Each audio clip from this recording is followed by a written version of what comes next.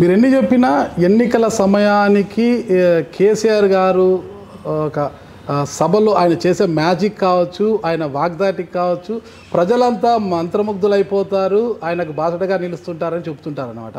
మరి ఆ మంత్రాంగం నుంచి మీరు ఆ మ్యాజిక్ నుంచి ప్రజల్ని తప్పించి మీ వైపు తిప్పుకుంటారా? నా వల్ల సాధ్యం కాదన్నా. ఓకే, ప్రజలే కేసీఆర్ ఏం చేశాడు అనేది ఇప్పుడు ఆలోచించుకుంటున్నారు. ప్రజలే మేము మోసపోయాము అన్న భావనలో ఉన్నారు. ప్రజలే ఒక నిర్ణయానికి వచ్చేశారు. ఇది వాస్తవం. ఈసారి కేసీఆర్ ఏం చేసినా గెలవడు. అంతేనంటారా? మీరు ఆస్ట్రాలజర్ ఏమన్నా జ్యోతిష్యం చెప్తున్నారు, అప్పుడే ప్రిడిక్ట్ చేసేస్తున్నారు మీరు? గెలవడన్నా, ఈసారి గెలవకూడదు. Okay okay madam. అంటే మీరు గతంలో ఏపీలో పాదయాత్ర చేశారు, ఇప్పుడు తెలంగాణలో పాదయాత్ర చేస్తున్నారు. రెండిటికి ఏమైనా తేడా కనిపించింది? అక్కడి పాదయాత్రకు ఇక్కడి పాదయాత్రకు ఏంటనేది అసలు మాట్లాడుతున్న అంశాలు వేరు కావచ్చు, కానీ ప్రజలలో ఉన్న అభిమానము, ప్రజలు మాకు చెప్తున్న స్వాగతం, ఆ చిరునవ్వులు, ఆత్మీయంగా కౌగిలించుకోవడం, ఇవేవి మార్పు లేదన్న. అసలు ఆ పాదయాత్ర జరిగి కొన్ని సంవత్సరాలు అయిపోతుంది కదా, 10 సంవత్సరాలు అవుతుంది దాదాపు. టైము గ్యాప్ కూడా లేదన్న. విచిత్రం ఏమిటంటే చాలామంది రాజశేఖర్ రెడ్డి గారిని ఇంకా గుర్తుపెట్టుకుంటారా జనాలు, లాంటి మాటలు ఎంతోమంది మాట్లాడారు. విచిత్రం ఏమిటంటే పెట్టుకున్నారు. రాజశేఖర్ రెడ్డి గారు ఆ రోజు ఎంత పదిలంగా ఉన్నాడో వాళ్ళ గుండెల్లో, ఈ రోజుటి వరకు కూడా అంతే పదిలంగా ఉన్నాడు. ఆయనకి అసలు దేవుని దయ అన్న. అది ఉండవచ్చు మేడం. రాజశేఖర్ గారి మీద కోట్లాది మంది అభిమానం పెంచుకొని ఉన్నారు, ఎంతోమంది గుండెల్లో ఆయన దేవుడుగా నిలిచిపోయి ఉన్నారు. కాదు, వాళ్ళందరినీ కూడా మీ పార్టీకి అనుకూలంగా ఒక ఓట్ బ్యాంకుగా కన్వర్ట్ చేసుకోగలరా మీరు? నేను చేసుకోవడం కాదన్నా, వాళ్ళే చేసుకుంటారు నన్ను సొంతం అని ఎలా మీరు విశ్వసిస్తారు? ఎందుకంటే రాజశేఖర్ రెడ్డి గారి పేరు మీద పెట్టుకున్న, రాజశేఖర్ రెడ్డి గారి బిడ్డ పెట్టిన పార్టీ ఇది. రాజశేఖర్ రెడ్డి గారి పథకాలను నిలబెట్టడానికి, రాజశేఖర్ రెడ్డి గారి ఫీజు రీఎంబర్స్మెంట్ అయినా, రాజశేఖర్ రెడ్డి గారి ఆరోగ్యశ్రీ అయినా, రాజశేఖర్ రెడ్డి గారి వ్యవసాయం పండుగ చేసినట్టుగా అయినా, రాజశేఖర్ రెడ్డి గారు బిడ్డలను ఆదరించినట్టయినా, రాజశేఖర్ రెడ్డి గారి ఇంట్లో ఎంతమంది ముసలోళ్ళు ఉంటే అంతమందికి పెన్షన్లు ఇచ్చాడు. ఇలా రాజశేఖర్ రెడ్డి గారి పథకాలను మళ్ళీ నిలబెట్టాలి, రాజశేఖర్ రెడ్డి గారి సంక్షేమ పాలన మళ్ళీ రావాలన్నా. అందుకు నన్ను వాళ్ళు సొంతం చేసుకుంటారు. సరే, వాళ్ళు చేసుకుంటున్నా కానీ ఇక్కడ రాజకీయ పార్టీలు ఒప్పుకోవట్లేదు. రాయలసీమ బిడ్డగానే మిమ్మల్ని చూస్తున్నారు, రాజన్న బిడ్డగా రాయలసీమ బిడ్డగానే చూస్తున్నారు ఇక్కడ వాళ్ళు. అయితే మీరేమో తెలంగాణ కూడా ఇక్కడే ఉన్నారు, ఇక్కడే చదువుకున్నారని గతంలో మీరు చెప్పారు. తెలంగాణలో కోటి ఉమెన్స్ డిగ్రీ కాలేజ్ గురించి తెలుసు, బోనాల గురించి తెలుసు అని చాలా చక్కగా చెప్పారు మీరు. ఆ పరిస్థితుల్లో మీరు ఇక్కడ ఉన్నారు. ఓకే, అయితే ఇప్పుడు తెలంగాణ రాష్ట్రం ఒకటే ఆరోపిస్తుంది, అంటే ఏపీకి తెలంగాణకి మధ్య నదీ జలాల యుద్ధం అనేది ఒకటి జరుగుతుంది. గోదావరి జలాలు కావచ్చు, కృష్ణా కావచ్చు, తుంగభద్ర జలాల విషయాల్లో కాబట్టి మా నీళ్ళంతా దోచుకొని పోతున్నారు, ఏపీ వాళ్ళు దొంగలు అన్నట్టుగా మాట్లాడుతున్నారు. ఆ విషయంలో మీరు ఎటువైపు నిలబడతారు అసలు ఒక పార్టీ అధ్యక్షురాలుగా? నిజమైన దొంగలు కేసీఆర్, ఖజానాను దోచుకున్నవాడు కేసీఆర్, ఆయన ఎమ్మెల్యేలు, ఆయన మంత్రులు ఈరోజు బందిపోట్లుగా మారి దోచుకుంటున్నారు. ఇక నేను ఏ వైపు నిలబడతాను అన్నదానికి నేను ఏ రోజో సమాధానం చెప్పాను. నేను తెలంగాణ రాజకీయాలు, తెలంగాణలో పార్టీ పెట్టి తెలంగాణలో రాజశేఖర్ రెడ్డి గారి సంక్షేమ పాలన తేవాలని పెట్టిన పార్టీ ఇది. రాజశేఖర్ రెడ్డి బిడ్డ తెలంగాణ బిడ్డ, రాజశేఖర్ రెడ్డి బిడ్డ తెలంగాణ ప్రజల కోసం పనిచేసే బిడ్డ, రాజశేఖర్ రెడ్డి బిడ్డ తెలంగాణ ప్రజలకు నమ్మకంగా పనిచేసే బిడ్డ. ఒక్క నీటి చుక్క కూడా, ఒక్క నీటి బొట్టు కూడా తెలంగాణకు సంబంధించింది వేరే వాళ్ళు తీసుకుంటామంటే నేను కొట్లాడతాను. అలాగే ఒక్క నీటి బొట్టు కూడా అవతల వాళ్ళకు సంబంధించింది మనకు అవసరం కూడా లేదు. ఇది మా స్టాండ్ అని ఇంతకుముందు కూడా చెప్పాను. ఓకే మేడం, ఇంకా ఒకటి ఏపీ పరిస్థితికి వచ్చాక గతంలో మీ సోదరుడి తరఫున మీరు పాదయాత్ర చేశారు. మీ సోదరుడు జగన్మోహన్ రెడ్డి గారు పార్టీ పెట్టిన తర్వాత పార్టీ బలోపేతం అంటే బూత్ స్థాయి నుంచి కూడా పార్టీని బలోపేతం చేసుకుంటూ వచ్చి ఆయన ముఖ్యమంత్రి అయ్యారు. ఇప్పటివరకు మీ పార్టీ ఆ స్థాయి నుంచి ఇంకా బలోపేతం కావడం లేదనిపిస్తుంది. మరి మీరు బూత్ స్థాయి నుంచి కింది నుంచి పైకి పోతారా, పై నుంచి కిందికి వస్తారా? మీరు ఏదైనా కింది నుంచే పైకి పోవాలన్నా. నిజానికి ప్రజలలో ముందు ఒక అభిమతం రావాలి, ప్రజల నుంచి పుట్టాలి ఆ కోరిక. నేను ముఖ్యమంత్రి కావాలి అన్న కోరిక నాదైతే అది ఫుల్ఫిల్ కాదు. నేను ముఖ్యమంత్రి కావాలి అన్న కోరిక ప్రజల కోరిక అయితేనే అది ఫుల్ఫిల్ అవుతుంది. కింద నుంచే పైకి రావాలి, అందులో సందేహం లేదు. ప్రస్తుతం జరిగిన సంఘటనల నేపథ్యంలో మేడం, ఈ సంఘటనల నేపథ్యంలో ఇక ఇప్పటి నుంచే మీ పార్టీ బలోపేతానికి ఇక పూర్తి స్థాయిలో కృషి చేస్తారా, కొంత గ్యాప్ ఇచ్చే అవకాశం ఏమైనా ఉందా? ఒక సంవత్సరంలో ఎలక్షన్లు ఉన్నాయన్న, గ్యాప్ ఇచ్చేంత టైం లేదు. ప్రతి కాన్స్టిట్యుయెన్సీలో వెంటనే పనులు మొదలు కావాలి. ఇప్పుడు ఈ సంఘటనకు సంబంధం లేకుండా మేము మొదలు పెట్టాం కూడా.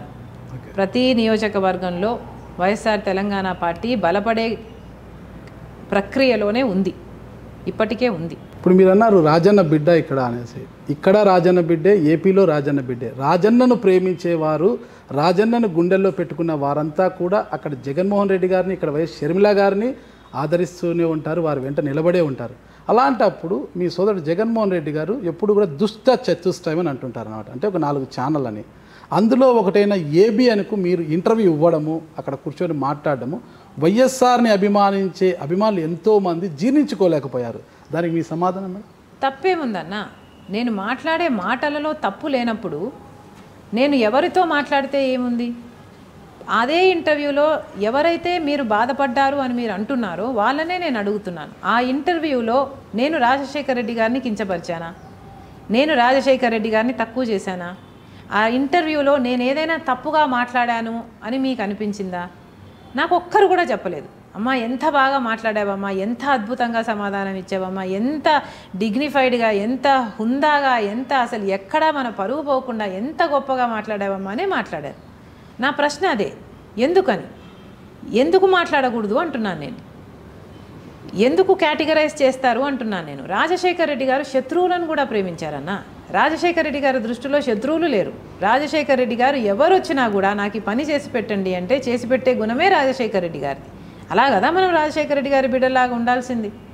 కరెక్ట్, మీరు చెప్పింది కరెక్టే మేడం. కానీ ఆ ఛానల్ ఉదయం లేచినప్పటి నుంచి ఏపీ ప్రభుత్వం పైన ఎప్పుడు బురద చల్లుతూనే ఉంటుంది. అలాంటి ఛానల్ అంటే మీరు ఎంత చక్కగా మాట్లాడినా కూడా ఆ ఛానల్లో కూర్చోవడం ఏంటి అంటూ చాలామంది కొంత బాధ వ్యక్తపరిచారు. ఏపీ రాజకీయాలతో సంబంధం లేదన్న.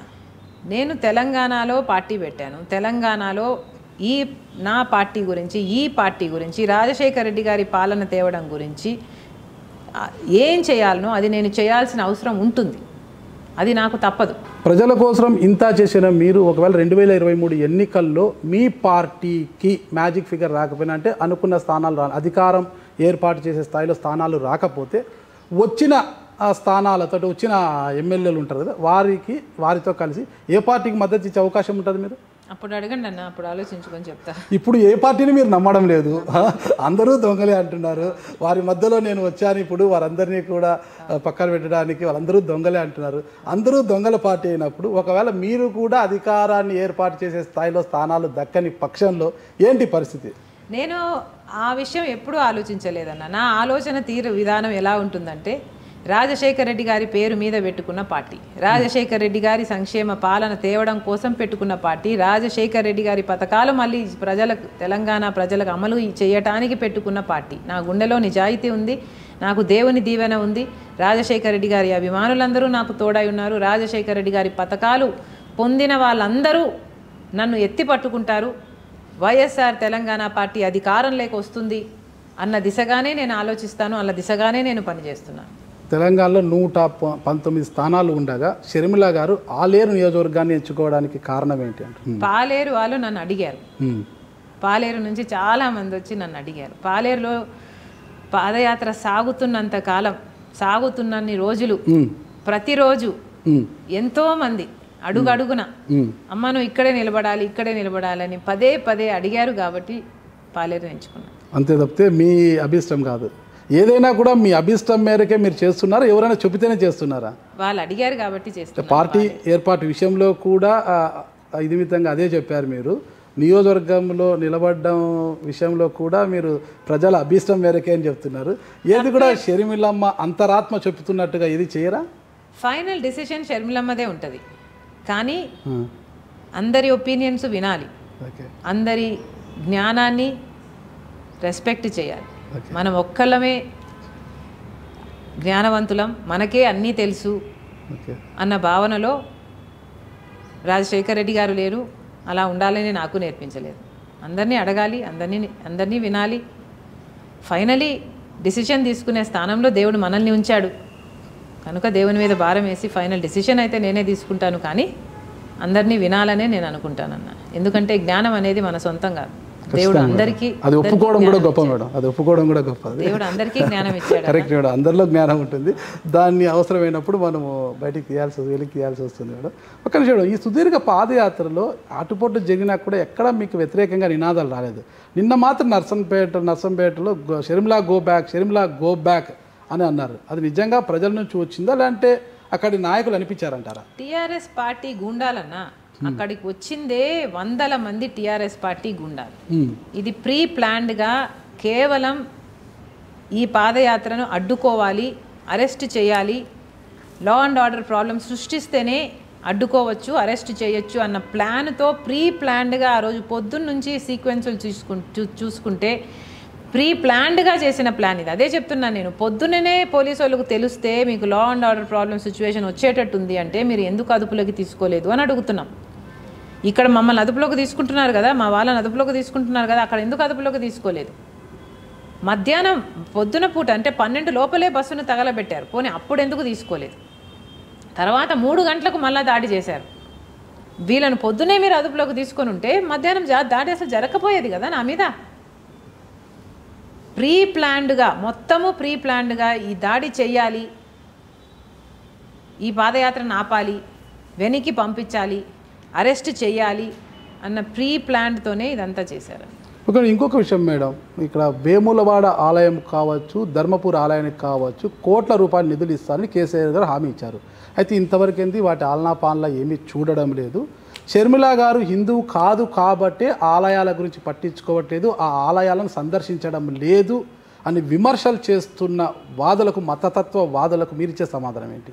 మేము ఆ నియోజకవర్గాల్లో పర్యటించినప్పుడు రాజశేఖర్ రెడ్డి గారు ఆ ప్రాంతాలకు చేసిన మేలు గురించి చెప్పాము. కేసీఆర్ గారు ఏ వాగ్దానాలు చేసి నిలబెట్టుకోలేదు అని కూడా చెప్పాము. ఎలాగైతే యాదాద్రికి మీరు అన్ని వేల కోట్లు ఇచ్చి మిగతా వాటిని విస్మరిస్తున్నారో అన్న కేసీఆర్ వైఫల్యాలను కూడా ఎత్తి చూపాము. అది ప్రతి నియోజకవర్గంలో ఎక్కడైతే అవసరమైందో అక్కడక్కడ మాట్లాడుకుంటూనే వచ్చాం. ఇక నేను ఎందుకు వెళ్ళలేదు అని మీరు అడిగితే, మేము రాజశేఖర్ రెడ్డి బిడ్డ ఈ పాదయాత్ర మొదలుపెట్టింది ప్రజల సమస్యల మీద మాట్లాడడానికి, ప్రజల సమస్యలు ఎత్తి చూపడానికి, ప్రభుత్వ వైఫల్యాలు ఎండగట్టడానికి. మేము చేస్తున్నది పాదయాత్ర, తీర్థయాత్ర కాదు. నేను ఇలా అన్ని గుళ్ళకు వెళ్తూ పోతుంటే అంత పెద్ద గుడిని సందర్శించాలంటే 3-4 గంటలు పడుతుంది. ఇంకా పాదయాత్ర ఎలా సాగుతుంది? నేను హిందువులను తక్కువగా చూస్తానో, లేకపోతే ఆ గుళ్ళకు వెళ్ళనంత మాత్రాన నా మనసులో వాళ్ళను కించపరుస్తున్నానో అన్న భావన నాలో లేదు. ఎందుకంటే వీలైనప్పుడు, సందర్భం వచ్చినప్పుడు ఇక్కడ బోనాలు అయితేనేమి, బతుకమ్మ అయితేనేమి, ఇక్కడ నేను కూడా పాల్గొనడం జరిగింది. That was my way of saying I respect your traditions, I respect your religion.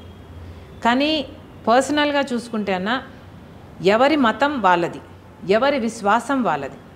నా మతాన్ని మీరు ఖండించకండి, మీ మతాన్ని నేను ఖండించను. నా మతాన్ని మీరు గౌరవించండి, మీ మతాన్ని నేను గౌరవిస్తాను.